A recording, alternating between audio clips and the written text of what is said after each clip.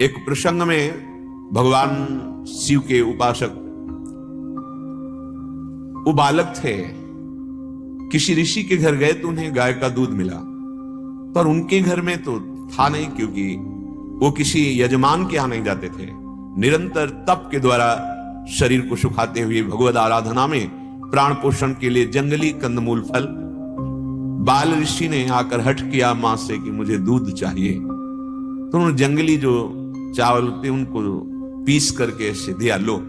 उनका नहीं, मैंने दूध का स्वाद पाया है, ये दूध नहीं है। तो उनका हम लोग अकिंचन है।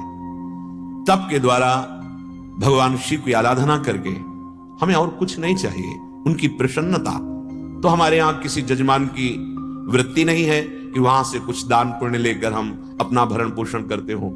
तुम हठ करते हो तो जाओ, भगवान शिव की आराधना करो, जो चाहोगे प्राप्त हो जाएगा। बालक थे, भगवान शंकर का मंत्र उनको मिला, आराधना पद्धति मिली, उनके पिता ने उनको दीक्षा दी, शिक्षा दी।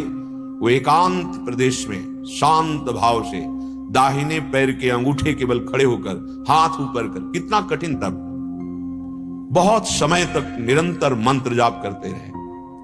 अब जो खास बात है, भगवान शिव ये देखने के लिए कि ये किसी लालसा मात्र के लिए तप कर रहे हैं या मेरे अनन्य हैं, देवराज इंद्र ऐरावत हाथी पर विराजमान और समस्त देवता उपस्थित हुए। सामने कहा, उपमन्यु जी आंख खोलिए, इस समय तुम्हारा तप का फल है कि तुम अगर देवराज इंद्र का पद मांगो तो मैं तुम्हें दे दूंगा। मैं स्वयं देवराज हूं। आंख खोली, देखा, प्रणाम किया, हे त्रिभुवनपति, मुझे आपसे कुछ नहीं चाहिए। जो शब्द वहां लिखा था कि भगवान शिव यदि मुझे श्वान बना दे तो मैं बहुत सुखी हो जाऊंगा, तुम मुझे इंद्र पद दे दो तो मुझे नहीं चाहिए। आप यहां से पधारे, ना मैंने आपको बुलाया है, ना मुझे आपकी प्रसन्नता या कृपा चाहिए। अब वो देवराज इंद्र हो तो चले जाएं, वो तो स्वयं भगवान महादेव जी। उन्होंने कहा, शिव में क्या है? चिता की भस्म लगाते हैं, मुंडों की माला पहनते हैं, बट वृक्ष के नीचे रहते, उनका शांत।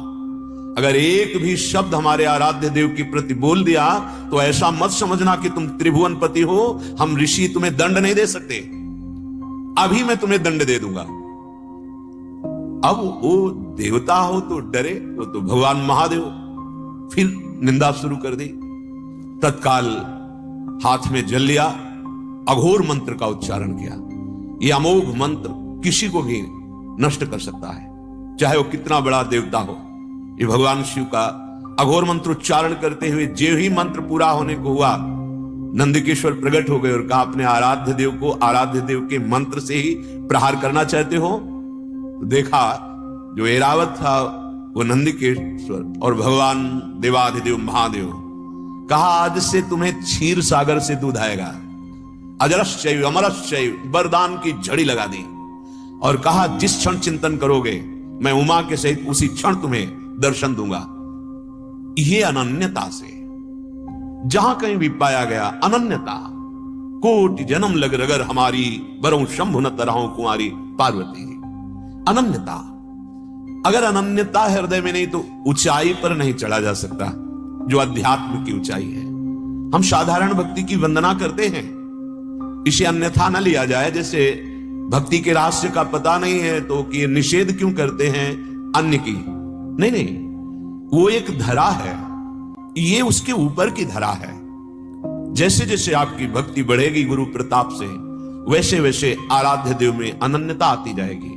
श्रीपाद कह रहे हैं, भगवता श्री राधिका नागरम, बड़े करुणा वरुणालय हमारे उदार शिरोमणि प्रिया प्रीतम है। अति उदार बिब सुंदर सुरत सूर सुकुमार। ऐसे उदार हैं कि थोड़े से भजन में, थोड़े से समर्पण में ये रीझ जाते हैं और अपने आप को दे देते हैं। सोचो, जहां संभाव्योपि विरंचि नारद शिव स्वयंभु आद्यर्णयः, ईश्वर कोटि के महापुरुषों का भी जिन प्रिया प्रीतम की दिव्य लीला में श्रीअंग सेवा में प्रवेश नहीं है, वहां करुणा करके अपने जैसे अधमों को उन्होंने स्वीकार कर लिया। बड़े उदार, बड़े करुणामय हैं युगल सरकार। श्रीपाद कह रहे हैं मेरी प्रार्थना मान लो। जैसे मूल में जल चढ़ाने से सब पूरे वृक्ष को प्राप्त हो जाता है, अलग से डाल पत्तों में जल नहीं डालते, ऐसे यदि आप अनन्य होकर के सबके मूल प्रियालाल के चरणारविंद का आश्रय लेकर उपासना करोगे, सुर नर मुनि व्यक्त अव्यक्त दैवी शक्ति अशुभ शुभ ग्रह विनायक सब आप पर कृपा कर देंगे। किसी की सामर्थ्य नहीं कि आपके मार्ग में बाधा खड़ी कर सके। और सच्ची पूछो तो यही चिद चिद लक्षणम सर्वम राधा कृष्णमयम जगत, चेतन अचेतन सब प्रिया प्रीतम ही है। पर ये बहुत आगे चलकर पता चलता है, अभी तो हम हृदय में अनन्यता धारण करें। श्रीपाद कह रहे हैं यदि तुम्हें सदगुरुदेव मिल गए, उपासना मिल गई, हित्वान्य भजसे सुरम तदुदये स्थित्वापि वृंदावने, तुम्हें वृंदावन आने को मिला, सत्संग मिला, कुछ क्षण मिनट दिन जितना आपको धाम का सानिध्य मिला, और गुरुदेव प्रदत्त उपासना में अनन्य ना होकर किसी अन्य चाह की पूर्ति के लिए हित्वान्य भजसे सुरम, किसी अन्य देवी देवता या अन्य किसी का आश्रय, तो बोले तन्नूनम सदनल्प कल्पक तरुर मूले विधायालयम, मानो कल्प तरु प्राप्त हो गया पर उसकी महिमा नहीं जानी, इसलिए कुग्रामानुपगम्य तत् कुजनतो भिक्षा से आप भ्राम्यति, ऐसे नीच पुरुषों के सामने हाथ फैलाते हो